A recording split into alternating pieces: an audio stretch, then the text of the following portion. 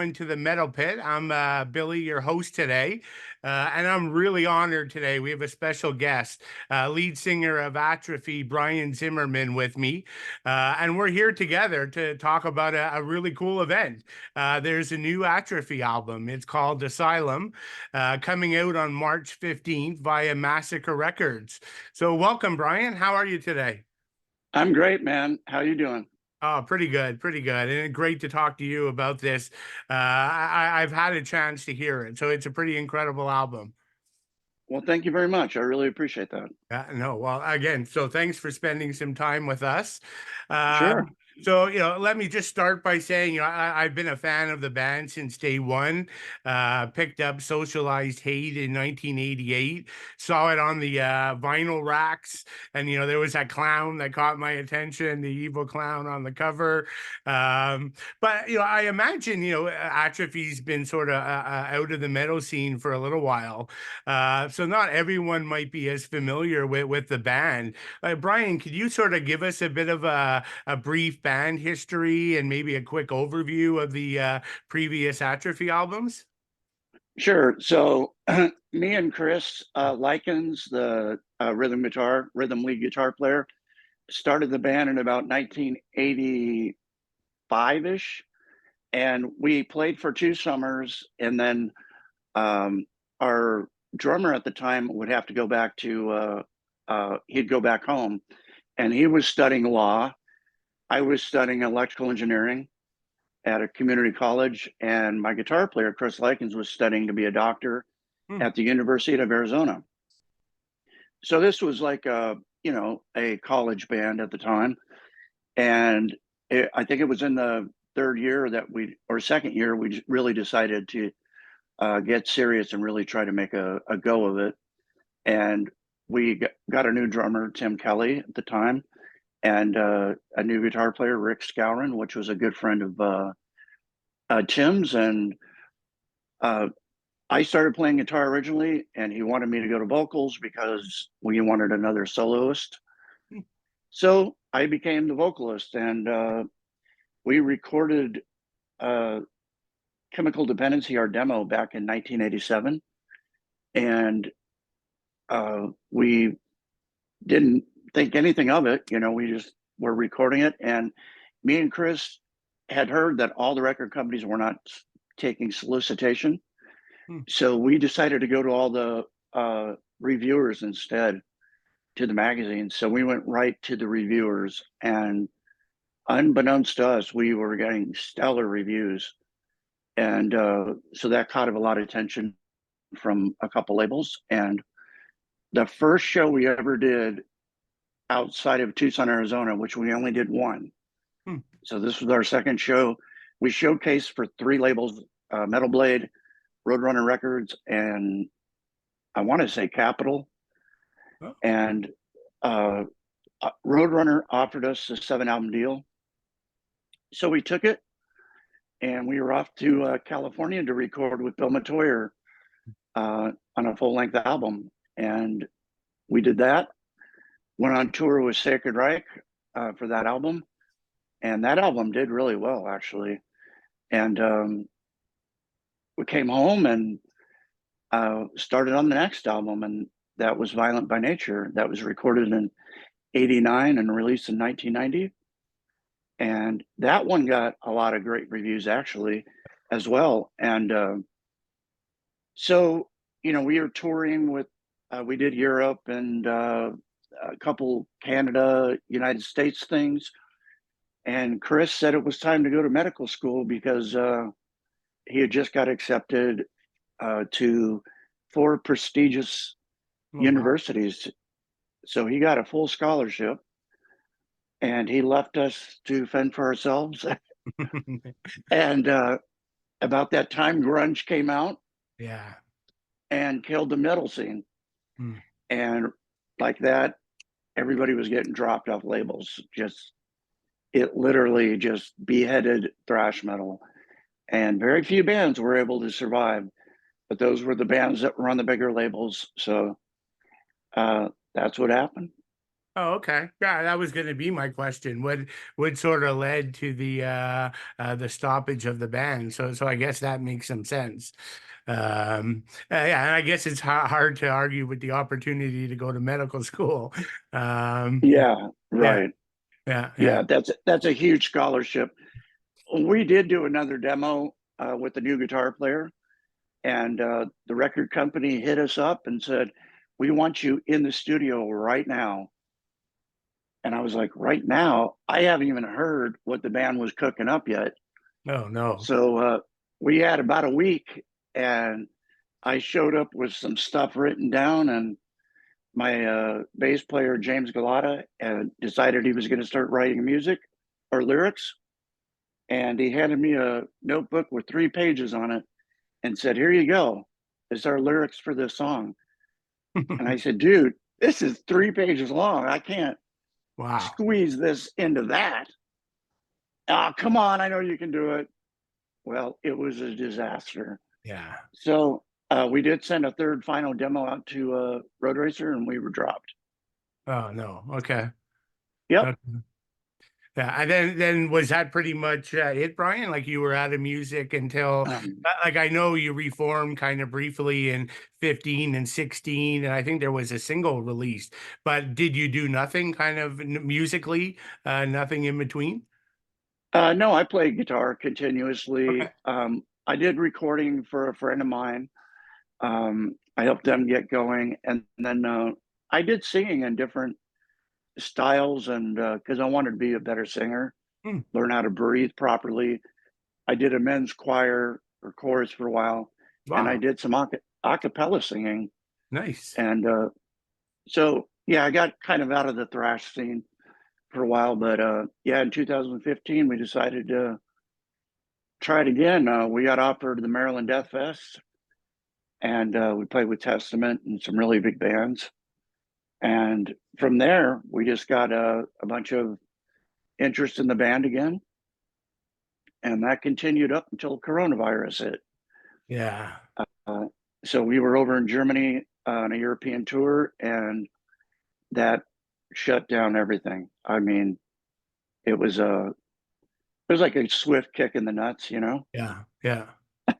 Yeah. I remember reading Overkill kind of, or not Overkill. I guess it was Testament and Exodus, and Death Angel got caught out in Europe as well. And a lot of them got pretty sick out there.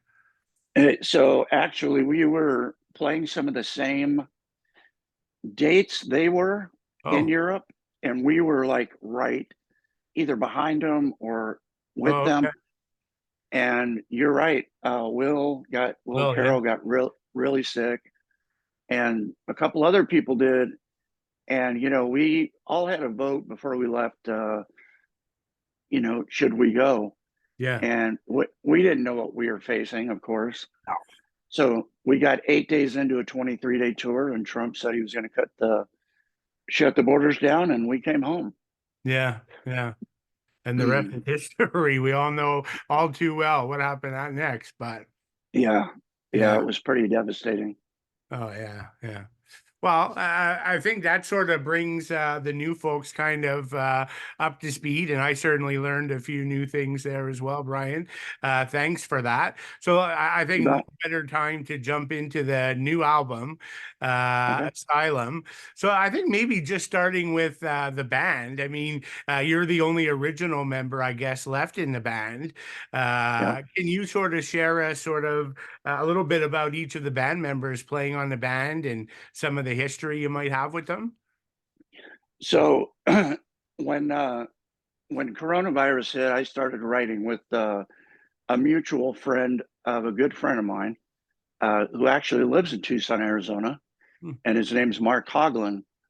And in 2019, I did a guest appearance on one of his albums called "Condemned to Dream," and it's more Gothenburg type death metal type stuff. And it was kind of freeing for me because I could really open up my voice and sing. So um, I did that, and we started writing together. And the first song we did, um, about that time, Craig and Lum, who plays for Heathen, he was trying to help us get a record deal for Atrophy. And for about a year and a half, he kept asking me, dude, get me a demo tape. I got labels that are interested in you. Hmm. And I kept kind of putting him off because the stuff that I'd recorded with the old band members wasn't quite up to speed. And I had sent him a half of a song actually that I was doing with Mark Hoagland. And that was by mistake. It was mislabeled. It just had the date on it. Hmm. And he said, dude, what is that one song that you have, that half a song you sent? I said, oh man, that's something I'm doing different.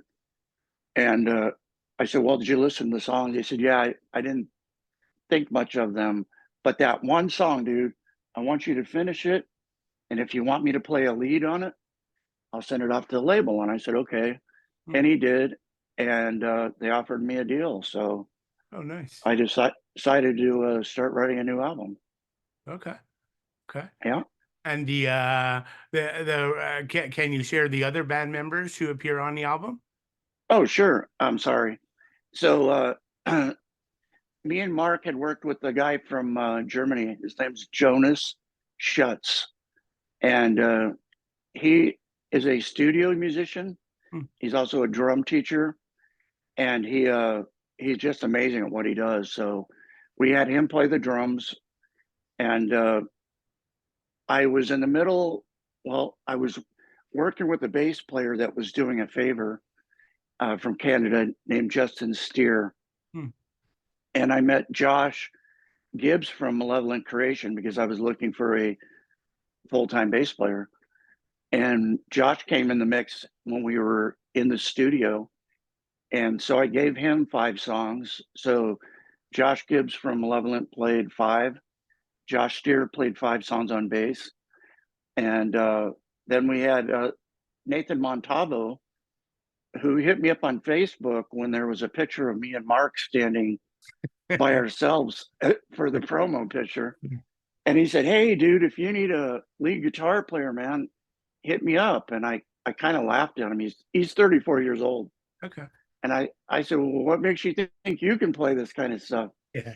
Well, he's a guitar teacher. He went to GTI. And he's been around when it comes to touring. So he was a perfect fit. And that's kind of how we got everybody together. Okay. I guess I mean, so lots of both musical education and experience background. No wonder the album sounds so tight with you playing with them for largely the first time, I guess. Yeah, it was the first time. Yeah. We put a lot of thought into how we wanted it to sound and the overall structure of the album. So Hmm. it's nice to talk with people who are musically inept or not musically inept. Or not. Yeah. Yeah, and this has kind of been a change for me. So we all talk the same language of music, um, and it's been just an amazing experience. So Great, great. And the end product shows, I think it's, again, I've said it before, but I'll go on record and say one of the best comeback albums in metal of all time. It's just fantastic. wow, Yeah, wow, yeah, thank you. no. And I think in the last 3 days, I've kind of played it 3 or 4 times. Just really addictive. Good stuff. It's funny because I actually listen to it for pleasure now. Yeah, good, Um, good. when we were writing it, I was just okay, get it done, get it done. And then after it came out of the studio in production, I was just like, wow, Yeah, this is really good. It's really strong. So yeah. thank you for your kind comments. Oh no, definitely something to be proud of for sure. And I think you Thank you. mentioned Craig and Lum from Heathen. I think he played on or at least one track, right? I think I read. Yeah, he plays Yeah, on American Dream, yeah, yeah, and that was the first track that we sent out. yeah. And I thought it was amazing, but we started writing better stuff Hmm. as we started working together. So I was kind of blown away by that as well. Okay, cool. Yeah, Maybe moving to the album cover. I mean, I gotta say, I love it. That's a killer album cover. Like that's one to sort of frame and put up, I think. Who came up with the art concept for the album? I did. Oh, So I drew it all up. okay. I had an old picture of a mansion, and because I was an artist, Oh, very I studied art when I was very young, oh, nice. and so I had some stuff drawn up. And what I did was give the concept to a digital artist once I was done with it, and where everything should be, including the fence, just everything about it. And then we brought back the jester, but the jester is much more evil now. He's Yes, yeah. And so and I'm actually going to release some artwork after the album is dropped because it tells the story of why and how the jester is back. okay. And so there's a couple Easter eggs in the album, and this will bring it all to everybody will get the whole picture then. Okay. Is the Easter egg like in the album cover itself or just musically on the record? There's two. So there's one in the music, there's one in the on the album cover. So Okay. it ties both albums from long ago Yeah. to this album and moves forward. So Oh, darn. Okay. Now, I got some homework to do after this call and try to uh, see the connection. look on the inner sleeve of Violent by Nature. That'll give you a clue. And when the artwork's released, you'll Oh, probably, the inner sleeve. Okay. No, thanks for that. yeah, That's a yep, good tip. yep. Okay, cool. And then just I don't know, as a fan of the band, maybe I should know this or my ignorance, but is there a meaning behind the gesture, or is it just it looks cool or So originally the Jester was, it was a theatrical thing. yeah, So the mask coming off, there's a good mask, which he's wearing on the front. yeah. And if you go on the inside of the sleeve, he's pulled his mask off. And that was on one of our t-shirts where he's evil. And that's kind of the stuff that actually is the puppet strings behind government. Hmm. And so, yeah, that's it does have definitely had a meaning to it. Okay. All right. No, that makes some sense for sure. Um, so yeah, so maybe talking moving to a bit of the songwriting. So don't as I mentioned, still waiting for well, it's not even released yet until the 15th, but uh Yeah. I don't have sort of my copy with the credits and stuff, but from a lyrical perspective, pretty interesting stuff. Who wrote the lyrical content? Was that you, Brian, or I wrote the entire oh, okay. except for one song Mark had written the lyrics for and the song, Close My Eyes. Okay. And it kind of fit into the overall story of the album. So it was something I wanted to use after he shared it with me. But I wrote all the lyrics, and the lyrics are uh, it should start at the beginning, and by the end of the album, since you've heard it, I'll go ahead and tell you. Yeah. The apostle when he says God has forsaken me, or at the very end, and then you'll hear footsteps, and this preacher's now in the asylum. He's out in the streets of LA or New York. You can hear the cars honking, and he's like, "The end is near," Yeah. and he's waving his sign. He's got his Bible, and he's all fools, fools, you're all fools, and the laughing, and then it goes into the last song in the album. Yeah, yeah. Okay. No, that makes sense. And then from again sticking on the writing side, on the music side, were you involved with that, Brian, or is that more the guys that took the leads there? Um, so me and Mark wrote the entirety of the album, Okay. except for the leads, of course. Yeah. Uh, but he wrote a bulk of the music, well, all of the music, pretty much. And I just worked on basically composing everything. So we it all.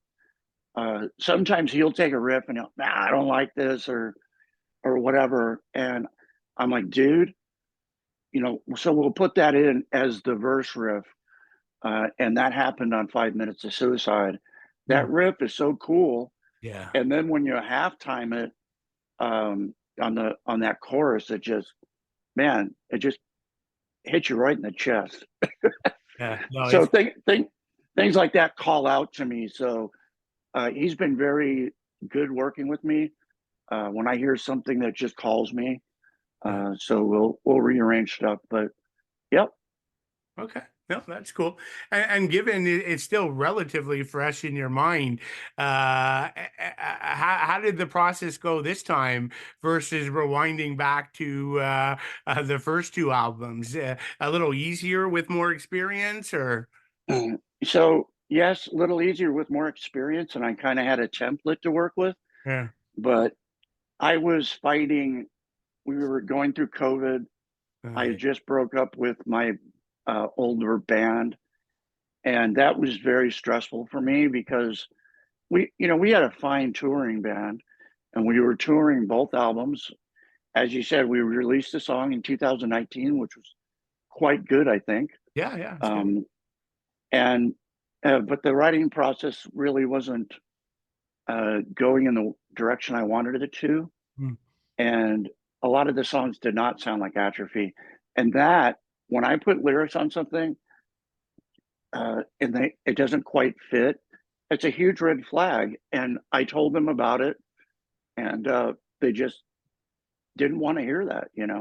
Mm. But anyways, so yeah, I think the weight of writing now shifted onto my shoulders and to Mark. So it was, before we had Rick writing, James, Chris, myself. So we had like a lot of input. Mm. Uh, so it was definitely harder. Yeah. Um, and, and trying to keep with the theme of the old band sound. So I wanted to do all that stuff. So Okay. yeah, it was kind of stressful, but we got it done. Yeah, no, well, great job, as I've said. Um, Thanks. and for the new band members, do you feel it's tough for them, like trying to sort of still retain the old Atrophy sound? Or I guess they went back and listened to the old stuff. So my new guitar player, Mark, did not. Oh, okay. We wanted to come fresh at the writing process and not try to pull so many riffs out of the old collection. So one riff that probably got used was the chemical dependency type of riff was Hmm. used in Apostle. But for the most part, these are all new, fresh ideas. That's why it sounds a little more modern. Yeah, Um, and it has a little bit of Gothenburg. So when I say that, I mean a little fancier guitar playing, yeah. the technicality of it. So yeah, we wanted it to be very fresh. I didn't want to, both those albums. I don't know why, for the love of me, but for the life of me, but people still revere them to, thrash metal gold, I guess. Mm. And I didn't want to do anything to tarnish uh, those two albums because Yeah. they are good. Yeah, yeah. Well, I'm guilty. I'll be the first to admit I love those two albums. So, yeah. Yeah, absolutely. Yeah, no, for sure. And then, so I've mentioned it at least three times, but I'm currently doing a review for the Metal Pit on the album. And, again, the album's just, it's fast, it's aggressive, but still, filled with lots of catchy hooks. There's some amazing guitar work in there, just Yeah. very strong songwriting. And that's what I always thought about with Atrophy, right? Like some well-constructed songs that you can listen to them over and over and come back, and they're just really fresh and energetic.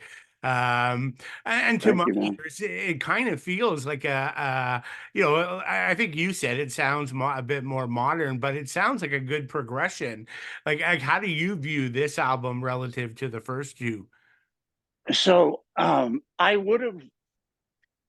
This is very odd to say, but I think this would have been our evolution as a band Hmm. to to to do this type of songwriting because I don't want to pat myself on the back. I'm just going to go with what you said. So when you had very intelligent people like Chris, and I'm not going to pat myself on the back on this either, but when you have people who are cerebral when you're writing music, instead of getting drunk and stoned and writing songs, I think the sharpness and the quality of the songs can be much better. Mm.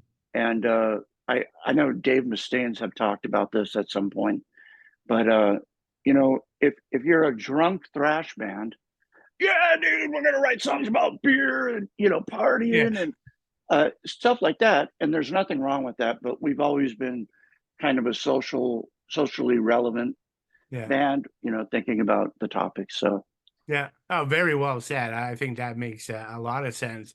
But I guess technically you did have that one song, Beer Bong. That was a so little bit about beer. so that was and that's one of the lyrics that nobody in the band wrote, except we fixed them up a little bit. We had a guy in college that was just a fanatic about beer, and he's like, "Dude, you guys should make a song called Beer Bong. You should call it Gulp It Down." And so we just ran with the idea, and we made a, a fun song with Beer Cool. Bong. Yeah. Yeah, no, it's a fun song for sure. And then Brian, I guess specifically to your vocals, I think you sound great on the album. I know you Oh, said thank you. you took some time to to make your voice better and sing some different things. Like, was it easier Yeah. this time, or is it harder as we all get older to do that thrash thing? So what I've noticed is it's definitely not harder. It's probably a little easier. Um, I was asked this in an interview since we started about when thrash metal came to light. I really didn't know how to sing this kind of music, Hmm. and I probably was holding back a little bit when I was younger. And I think one thing the guys used to rag on me because I always used to like imitate Celtic Frost Oh and yeah, stuff that was hey, you yeah. know, Tom G that Warrior. real, yeah, the real heavy stuff. And they, you know, they all, oh, come on, pull it back a little bit, you know. But I think I've gotten older, I know where I can go now, and um, am just really bringing the power of like Chuck Billy is Yeah. known for the very guttural, using your diaphragm to sing and just bring it out. Yeah, yeah. No, that makes sense. And yeah, I think, speaking, just on those lines, I found the song Close My Eyes, sort of probably the most vocally diverse, right? You kind of start Uh, in a slow melodic way, and then you really yeah, get heavy there, right? You're almost verging on, I don't know if I'd say death metal, but it's heavy stuff. it is. So that's the song that I was telling you about. Yeah, It's actually written in 3/4 time, yeah, and I heard the song, and Mark had the main body of it written, and I wrote that intro and the outro to the song, and he was just like, "Holy shit, dude, that's amazing! Like, let's do that." And I'm not kidding you. I just told my drummer this. I actually sang that song probably 50 times before Mark said, "That's it." yeah. And it was it was the hardest song I've ever had to sing, Yeah. but it was the most diverse of Yeah. what you just said. Yeah, Yeah. Oh, I know. Cool, cool. Right on. And then you mentioned it, Brian, but the production, the production of I think it sounds great. Like, did you have a very clear vision going in? yeah. This exactly what you wanted, or the producer went above and beyond? So, um, just when that first song that we did, we had Juan Ortega who did the Testament album. Yep. I had him mix that. It sounded like the New Testament. It it's great in its own right. Then I worked with Bill Matoyer again for a little while, He did a few songs, and too modern. Mm. And then we used Randy Burns, and I had him do 2 songs. And I think a lot of even the older producers go to the new bag of tricks where they want samples, they want this, that. So I hate that shit. I Mm. think it sounds fake. Um, I don't, you know, my thing is when you hear drums, I want to feel like I'm sitting right there. I want to hear the hi-hat, all the cymbals. If you rim shot it, I want to hear it. I Mm. want to hear the band playing, and I don't want it all compressed. Mm. And that's what people bitch about with digital music. For sure. It's so compressed that Yeah. it just doesn't sound live anymore. Yeah. So yeah, we had a really clear vision of what we wanted, and I worked with a young guy this time, and Alex Parra at Second Sight Studios, Mm. and he really listened to what I wanted. I Oh, I wanted the guttural tones of the vocals. I didn't want it polished and fake sounding. So I wanted it to hit like a kind of an old school thrash album with a little bit better quality. yeah, yeah. No, it comes through for sure. Thank you. Yeah, I mean, and then I guess just speaking of again listening to all the songs, and I kind of started jotting down some of my favorites. I ended up with like almost all the songs were written down, but like some of the ones that stood out for me, like "Punishment for All," "High Anxiety," "Distortion," "American Dream." We talked about "Close My Eyes" and "The Apostle." I mean, that's 6 of the probably 9 songs that are my favorites, but not really a weak song on the album in my view. Do you have any favorites, Brian, Um, or that you're so particular? I was just asked that question, and I said exactly what you did. Oh, really? Okay. We tried not to put filler songs in there. It's not. Every song was a stand on its own, and when it came time to pick something to release as a single, we had to really. I mean, Bleeding Out was our favorite at one time, Okay. and then I think High Anxiety was the last song that I did vocally, but that song really started to shine when we came out of the studio. And dude, I love every damn song, You and know, I don't know how to pick. And I like them all for the same but a little bit different reasons, I guess. yeah. And on the first 2 albums, I man, there's stuff I just didn't like Matter of Attitude. Just some of the songs that fell short. I think if we had the time, like I we do in this day and age, because we're not tick tick tick Oh, tick yeah. Fair enough. Yeah. in a studio where you're going, oh shit, we got to get this done. Yeah. Um, uh, and this is the first time I've ever got to layer my vocals and actually put uh, different stuff in there that I would, laughing in 5 minutes, Hmm. just stuff that adds a lot auto to the ears that I couldn't do before. So yeah, was definitely a pleasure doing this one. Oh, nice. And that's a good problem to have, I guess, like not being able to pick your favorite because they're all great, right? So, And I think it's going to be that way on the road. And the reason we picked Punishment for All is it almost has an anthem. yeah. Punishment. I could hear the whole audience singing that back to me. Um, so that's why we picked that one. But yeah, I think the fans will decide, and we've Yeah. always kind of let that happen. So we'll find out. I'm Yeah. pretty excited. And that's kind of where I was going to go next. Talk a bit about touring. Like, didn't you guys just recently do a couple shows with was it Violence, I think, in South America? Yeah, we did 3 shows with Violence, Hyrax, and X Hoarder, Oh, so and we some went old to school bands.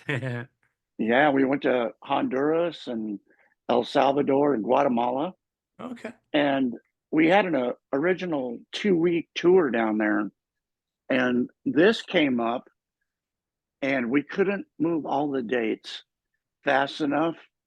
And I said, you know what? that's such a killer bill to be on. I'm just going to roll with this. Hmm. And, having new guys in the band, they were all super excited to go. That, yeah. And we wanted to see how we sounded as a unit. So we got to get all that done in one fell swoop. Be on Nice. a killer tour, play with some great bands, meet some people I haven't seen in a long time, Hmm. Phil Demmel. I mean, it was such a great experience. Oh, nice. Was it, I mean, I guess it was 3 dates, but how was it back on the road for you after a bit of a break? It was amazing. Was it? Okay, cool. I Absolutely amazing. Whenever I go to a third world country or someplace different and see how other people live, Mm. and then come back to the United States, I just very grateful for the Yeah. uh, where we live. Yeah, I appreciate what you have a little bit more. Yeah, absolutely. Yeah, that makes sense. Did you actually play any of the new material on the shows? We did. We played Punishment Okay. and Seeds of Sorrow. We got to do one night, and then our set got cut a little bit Oh, for time reasons. So yeah, and it was kind of weird. It was People were singing it back by the second verse. oh, nice. Okay. I was like, holy shit, this is exactly as I visioned it. Yeah, well, back to So your anthem point, right? It's a great live song. yeah, absolutely. Cool. And then how about selfishly, I'm going to ask you about North America. Anything planned there? I'm sure there might be something. So we had a show booked September 24th, LA. We are currently working on West Coast, Hmm. July, August, in September, East Coast, including Montreal. Oh, nice. So we'll see if we can make this happen. The difference is, I'm not saying we're doing it; we're planning it. Yeah. The difference is now I don't have a touring budget Hmm. like we used to get back in the day. Yeah. So it's difficult. If this album does well, I can go back to the record label and say, "Hey, man, how about some support so we can go out and tour this stuff?" So yeah, we definitely have plans. So Okay. Cool. Yeah, I'm for work. I get out to Philly quite a bit. So if you make it to Philly, there's a good chance I can time that. And if you're, I'm in Toronto, but Montreal is my hometown. So oh, I nice, out there if you guys go there. cool. I actually We put I was just going to say, maybe that's where you were going, Brian. The last time I saw Atrophy, I actually looked it up to make sure I had the facts right, but May of 1990. And you guys played Montreal, a small club where, at the time, that's where everybody was playing Sacred Reich, Sepultura, Obituary. Like everybody came through there. And you guys were playing with another favorite band of mine at the time, a newer band like you guys, Forced Entry, and then Coroner from yeah, Switzerland. That was an yeah, amazing tour. yep. That was a amazing, amazing tour. But yeah, we hit I think we hit Toronto, Toronto, yeah. and back in 2017, we did I think we did 4 or 5 days in Canada. Okay. Um, Probably Vancouver. and yes, we did Vancouver, Yeah. but I think that was our first time to Toronto, and I thought it was beautiful. Okay. Great country, man. Yeah, no, cool, cool. Yeah. Um, yeah, no, so look forward to seeing you guys. I mean, this material, like as much as I love it on vinyl, I'm gonna I really can't wait to hear it live. So that leads us to a very weird predicament. We have this great album that we have, and how much of it do we play, and how Yeah. much do we cut Yeah. of the old stuff? Because a Yeah. lot of the fans want to see the old stuff, and I don't blame them. But man, I think some of this new stuff will blow their mind. Yeah. I think once I hear it, they'll go, yeah, you might want to play the new stuff. Yeah, no, So, I've probably got about, 5 or 6, good friends that have been into metal like me. We're all like 50, and every single one of these guys have been like sort of listening to the clips and the video clips and the singles, and they just love it. Like everybody's oh, talking about this thing, and I have another friend who reviewed the album. I think he gave it a 9 out of 10 for another wow. website. I mean, yeah, based on my sort of universe of people, all the old school fans are loving it. Awesome, man. That is so cool to hear. Yeah, Yeah, I've been doing interviews for the last couple weeks now, and I mean, we have been getting some outrageous good reviews, and man, thank you guys so much. That's oh all yeah, I can say. I'm yeah. glad Well, you appreciate I the do. artistry, appreciate the artistry in what I do, and that's what makes me very happy. So thanks to all our fans who waited for 34 years. I know it's a long time, but damn it, dude, I was trying since 2017. I mean, this was in my heart and I wanted to get it out, you know? Yeah, yeah. So Well, you did in a big way. Awesome. Uh, cool, man. Well, yeah, that's probably a good place to wrap up. I want to be respectful of your time, Brian. Well, thank you. Maybe I'll just sort of end with, 2 things. I mean, for everyone listening to this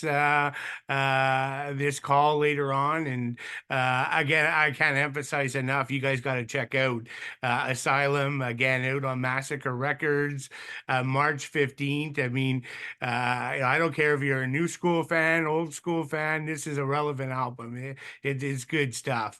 And then lastly, a special thanks to you, Brian, taking your time out to spend some time with us here at the Metal Pit, and wish you nothing but success with the new album. Oh man, my pleasure, brother. Thank Oh, you so much. Together we fall. Who do you blame when it all is lost? Together we stand, together we fall. Where do you go when